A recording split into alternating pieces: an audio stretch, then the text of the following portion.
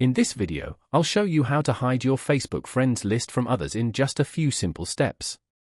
If you want more privacy on Facebook, you can control who is able to see your friends list. This can be useful if you don't want strangers or certain people to view the list of your friends.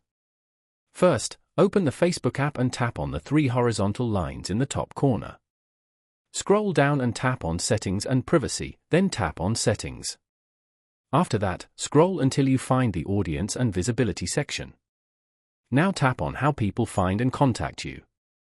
Here you'll see an option called Who Can See Your Friends List. Tap on it to change the privacy settings. You'll now see several options such as Public, Friends, Only Me, or Custom. If you want to completely hide your friends list from everyone, simply select Only Me. This means no one else will be able to see your friends list on your profile. And that's it. That's how you can hide your Facebook friends list from others. If this video helped you, make sure to like the video and subscribe to the channel for more simple and helpful tech tutorials.